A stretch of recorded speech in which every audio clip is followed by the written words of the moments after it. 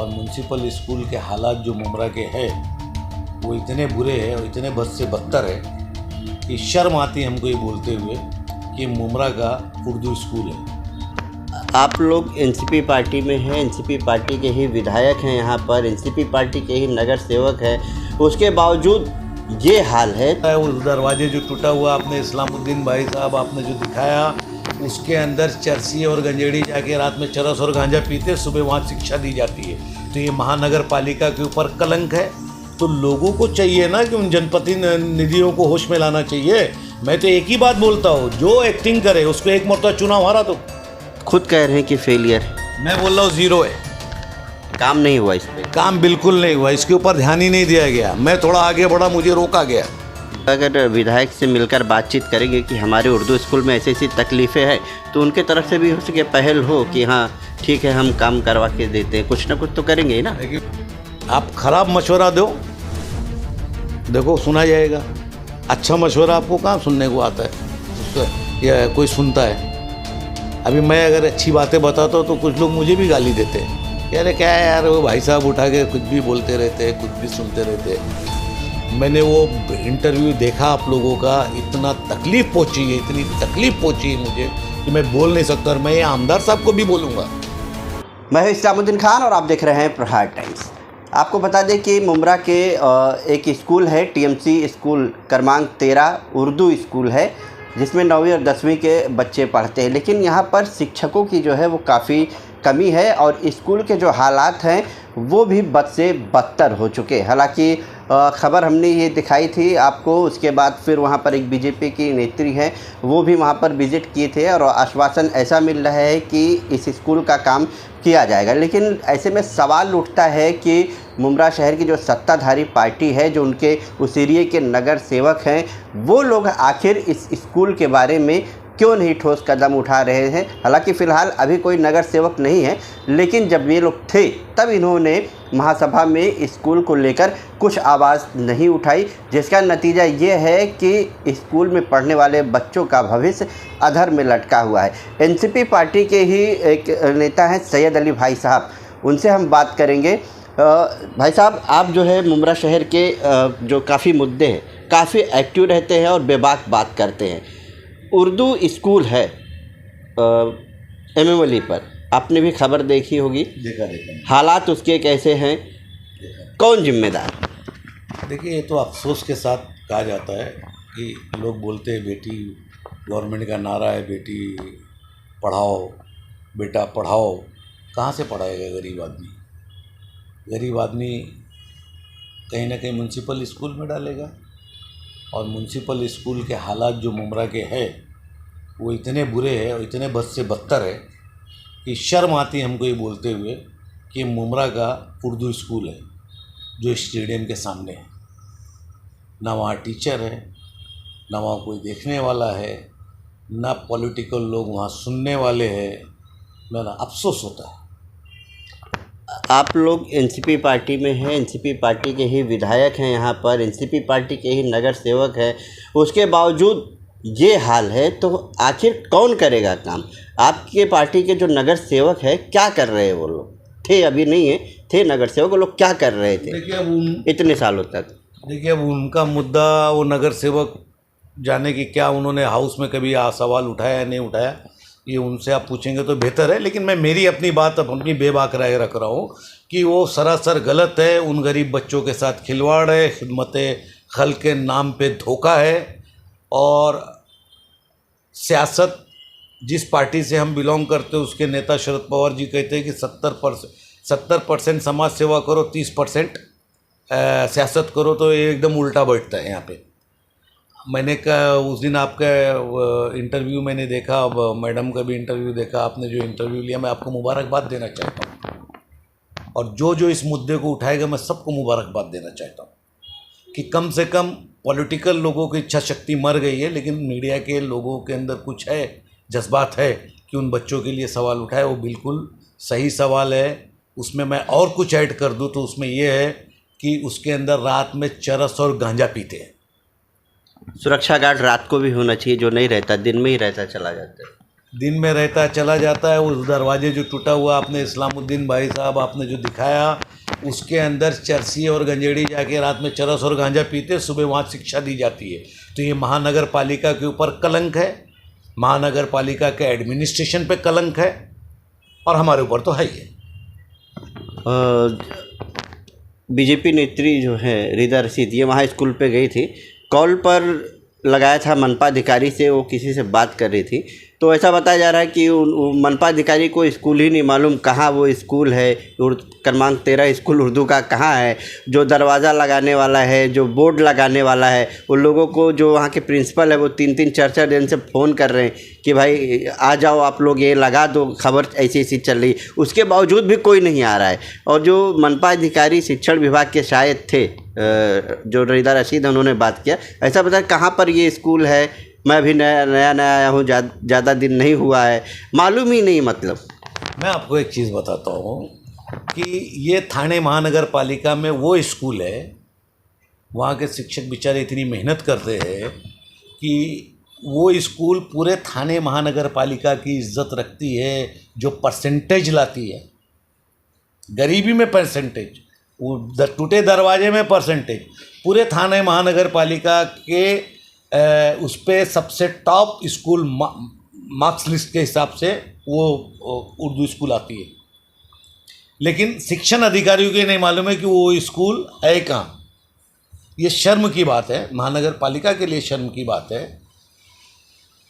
कि ये मतलब मैं एक बात कहता हूँ कि ये माइनॉरिटीज़ एरिया है, इसके लिए यहाँ पे क्या ये हाल कोई कलवा के स्कूल की हो सकती है? क्या ये थाना के अंदर कहीं हो सकती है? क्या इटावा के अंदर कोई स्कूल ऐसा हो सकती है, मराठी स्कूल? नहीं, क्योंकि ये माइनॉरिटीज़ एरिया है, यहाँ पे नहीं भाई साहब, जैसे कि आप जो एरियो का नाम बताए, वहाँ पर अगर ऐसा रहता है तो वहाँ के जनप्रतिनिधि, वहाँ के स्थानीय लोग उसके खिलाफ आवाज़ उठाते हैं, वो काम करा के मनपा से लेते हैं। लेकिन यहाँ तो ऐसा लग रहा है सब चादर बिस्तर बोरिया लेके सो गए। आपके ही पार्टी के सब लोग हैं। अच्छा, आपने ठीक बोला। देखिए, ऐसा है कि लोग जब घर में बैठना सीखेंगे ना तो कोई चीज़ होगी नहीं। जब तक आप उस पर सड़क पे, आपने बोला जनप्रतिनिधि, चलो जनप्रतिनिधि अपनी जिम्मेदारी नहीं निभा पाया, तो लोगों को चाहिए ना कि उन जनप्रतिनिधियों को होश में लाना चाहिए। मैं तो एक ही बात बोलता हूँ, जो एक्टिंग करे उसको एक मरतबा चुनाव हारा दो, वो मेरी भी पार्टी का हो तो क्या मतलब, जो एक्टिंग करे अपने आप को वो करे, उसको बहुत बड़ा लीडर बने या बड़ा लीडर बने, छोटा लीडर कोई भी, उनको एक टाइम खाली महानगर पालिका से बाहर कर दो, हैसियत दिखा देना। हैसियत एक मरतबा अगर आवाम दिखा देगी, सब समझ में आएगा इस्लामुद्दीन भाई इस शहर में, तब समझ में आएगा वो नगर सेवक को कि होता क्या जिम्मेदारी, क्या काम करना चाहिए। एक मरतबा हारा हो ना, किसी को बोल के कोई ना, किसी भी पार्टी का हो, राष्ट्रवादी का हो, कांग्रेस का हो, MIM का हो, जो ज़्यादा उड़े उसको एक मरतबा हरा दो, देखो अपने आप कैसे लाइन पे आता है, फिर उसको कैसे सब चीज़ याद रहती है। ऐसा बाकी कुछ नहीं होने वाला, पब्लिक को इंटरेस्ट लेना पड़ेगा। जब तक पब्लिक इंटरेस्ट नहीं लेगी ये समस्या ऐसी ही बनी रहेगी। जब ट्रैफिक होगा तो ट्रैफिक का हाल बुरा, जब बारिश होगी तो बारिश का हाल बुरा। मतलब ये शहर में विपदाओं का शहर बना दिया गया है, और जो काम करता है वो ऐसा एहसान करता है, ऐसा लगता है कि ये आदिवासियों का शहर है, यहाँ पे अगर हम कुछ काम कर रहे हैं तो हम बहुत बड़ा एहसान कर रहे हैं। एहसान नहीं कर रहे भाई, सब लोग, सबको निधि मिलती है, सबको पैसा मिलता है, तो काम करो लोगों का। आपने स्कूल के बारे में आपको पूरी डिटेल मालूम है, टीचर की कमी है, एक चीज़ मालूम है मुझे, मैंने उसमें इंटरेस्ट भी लिया था लेकिन मुझे भी रोका गया। कई साल पहले आप वहाँ पर गए थे, टीचरों के लिए भी मांग की थी, तो उस टाइम पे क्या हुआ था आखिर की जो है नहीं भर्ती होने दिया? जब मैं वहाँ पे ज़्यादा इंटरेस्ट लेने लगा तो मुझे कहीं ना कहीं ऐसा एहसास हुआ कि मेरे ही कलीग, मेरे ही बनाए हुए नगर सेविका उसके ऊपर बात करने लगे, तो मुझे ऐसा लगा ये कहीं ना कहीं से इशारा है, ये दिया गया है कि भाई साहब को रोको। क्या बात क्या करने लगे? एक बात बताइए, मुमरा के अंदर माइनॉरिटी बेल्ट के अंदर एक माइनॉरिटी नेता बता दीजिए मुझे कि जो अपने आप को बोले मैं माइनॉरिटी का नेता हूँ, सबको रोक दिया गया।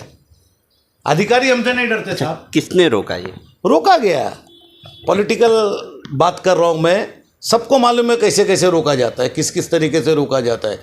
वरना इस्लामुद्दीन भाई, मैं कसम खा के यानी कि बोलता हूँ, आज जो वहाँ पर टीचरों की कमी है, जैसे 1200 बच्चे उस स्कूल में पढ़ रहे हैं, कम से कम 30 टीचर वहाँ होना चाहिए, लेकिन 14 ही टीचर हैं वहाँ पर। वो भी 4-5 टीचर ऐसे हैं जो कुछ घंटे आके पढ़ा के जाते हैं। तो आखिर आप लोग जब उस टाइम पर आवाज़ उठाए थे तो ऐसे किसने रोका इस चीज़ को देखिए, लेकर? कुछ भर्तियां हुई थी, उसके बाद उसके अंदर प्राइवेट कर दिया गया, प्राइवेट में आके पढ़ा के चले जाते। महानगर पालिका की पॉलिसी है कि अभी गवर्नमेंट जॉब लेने का नहीं, प्राइवेट से पढ़ाने का। लेकिन मेरे ये बोलने का मतलब है कि सारी चीज़ों पे जब आदमी का ध्यान रहता है तो ये एजुकेशन, उन बच्चों का एजुकेशन जो बच्चे के फादर मदर वो स्कूलों में प्राइवेट में नहीं पढ़ा सकते, ये जिम्मेदारी खिदमत खल्क अगर तुम्हारे जहन में बसा है तो तुम सोच सकते हो। और अगर ये चीज़ उनकी जिम्मेदारी, हमारे उनकी कफ़ालत करने की जिम्मेदारी हमारी है, अगर वो बच्चे वहाँ जा रहे हैं तो कम से कम हमको इतनी तो ईमानदारी रखना चाहिए कि उस स्कूल के ऊपर बास के जैसे निगाह रखना चाहिए कि वहाँ पे हमारा वो समाज का, इसी से ड्रॉप आउट होते, इसी से अनपढ़ बनते, फिर ये हमारे समाज को अनपढ़ कहा जाता है। ये सरासर सब मतलब टोटल फेलियर है। 14 साल से यहाँ पर जो है एनसीपी है, 1 साल लगभग बचे होंगे। तो कहीं ना कहीं शिक्षा के क्षेत्र में अगर बात करें तो आप खुद कह रहे हैं कि फेलियर है, मैं बोल रहा हूँ ज़ीरो है, काम नहीं हुआ इस पे। काम बिल्कुल नहीं हुआ, इसके ऊपर ध्यान ही नहीं दिया गया। मैं थोड़ा आगे बढ़ा, मुझे रोका गया। क्या रोका, क्या गया कि मत बढ़ो, मत करो काम, जाने दो, छोड़ दो? मतलब जैसा कि कहीं ना कहीं, देखिए एक बात सुनिए, जब आपको फ्री हैंड रहता है ना, काम करने में मज़ा आती है। जब आप आपस के दोस्त, आपस के यार सब चुगलखोरी करने लगते तो बुरा लगता है ना। मैं समाज में काम करने के लिए आया हूँ, मैं काम करता हूँ, लोगों के काम करता हूँ, सुबह से शाम तक काम करता हूँ। लेकिन कभी अपन ये सोच के नहीं जाते कि जाने दो यार, अपना काम थोड़ी नहीं, मैं नगर सेवक थोड़ी नहीं रह गया हूँ कि मैं जाऊँ इसमें वो करूँ। तो लोग बोलेंगे भाई साहब उंगली करते हैं ना। वहाँ पे मैं सबको बोलता हूँ, वो तो ज़रूरत थी ना, तो फिर उसमें उंगली करने की बात क्या है? जो चीज़ ज़रूरत है वो चीज़ आप करें। समझते नहीं, क्रेडिट की बात चलती है ना इस शहर में, इस शहर में क्रेडिट की बात चलती है। कहीं क्रेडिट किसी दूसरे के पास ना चले जाए, यही का नतीजा है ना। अभी आपने देखा होगा पिछले नाले की लड़ाई चल रही थी संजय नगर में, 4 साल से बना नहीं, उसके ऊपर कोई ध्यान नहीं। भले वो 4 नगर सेवक किसके थे, हमारे थे, तुम्हारे थे, वो बात छोड़ दो, है ना। लेकिन जब बनने लगा तो उस पर क्रेडिट की लड़ाई शुरू हो गई। तो इस शहर में सिर्फ क्रेडिट की लड़ाई चल रही है। 4 साल नहीं, 14 साल बोलो, 14 साल से ये जो है ना, नहीं 4 साल मैंने उस नाले की बात किया जो पर्टिकुलर 4 साल से बना नहीं था।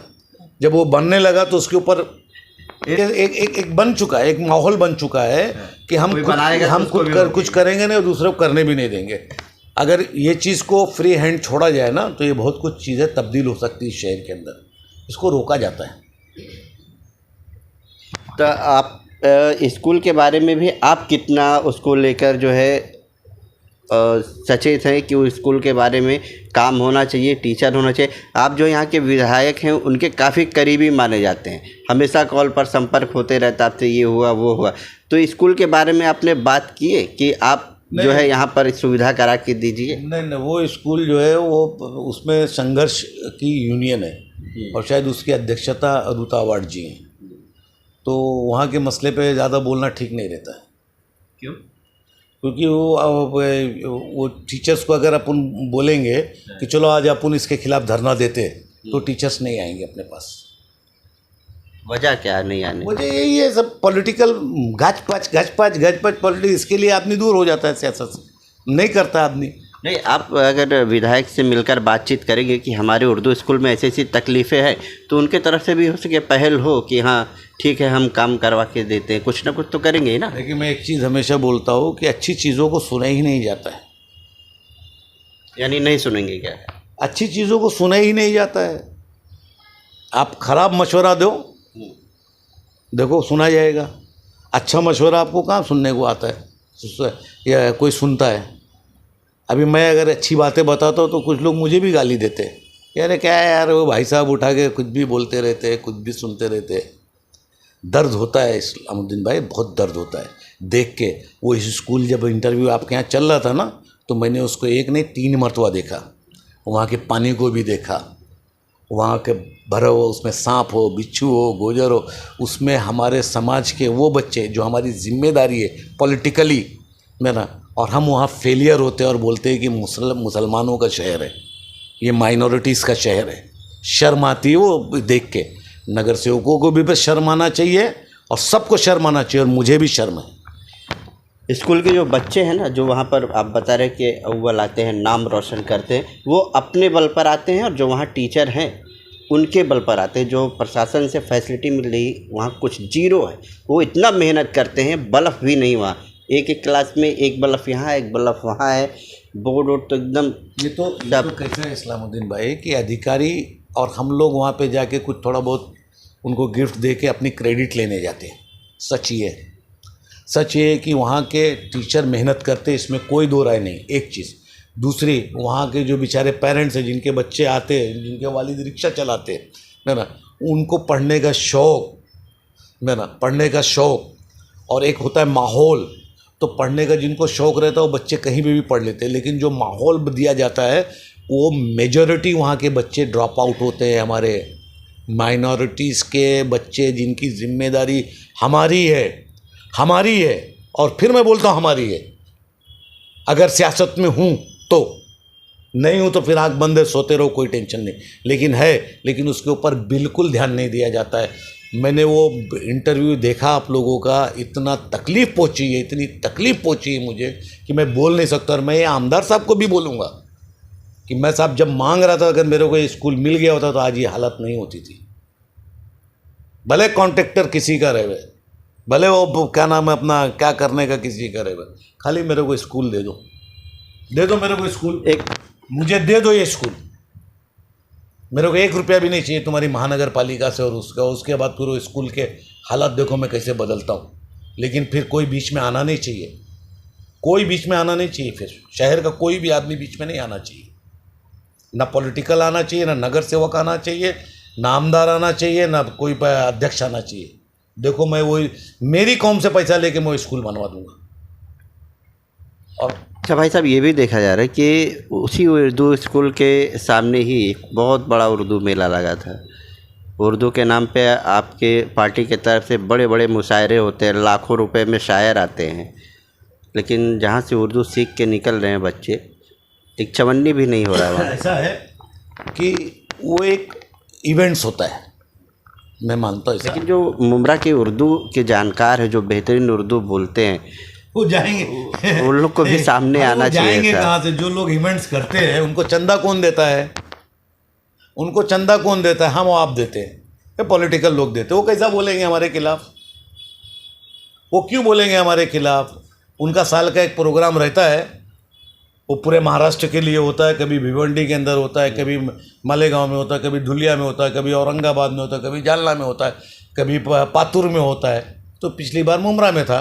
तो यानी खाली प्रोग्राम से मतलब है? बस प्रोग्राम से मतलब है। उसमें इवेंट्स में खर्चा क्या आएगा, कौन से लोग क्या देंगे, शमीम खान साहब क्या देंगे, भाई साहब क्या देंगे, अवार्ड साहब क्या देंगे, वो लेने के बाद कहानी ख़त्म हो जाती है। उसके ऊपर फिर प्रोग्रेस, फिर उन्हीं लोग को बोलो कि वो कम से कम 2-4 लेटर कमिश्नर को दें कि यहाँ के उर्दू के हालात इतने बुरे हैं, या उस संस्था को बोलो जो संस्था कराती है कि हमारे उर्दू के कल्चर के ऊपर आप बोलते हो महाराष्ट्र में प्रोग्राम लेने का।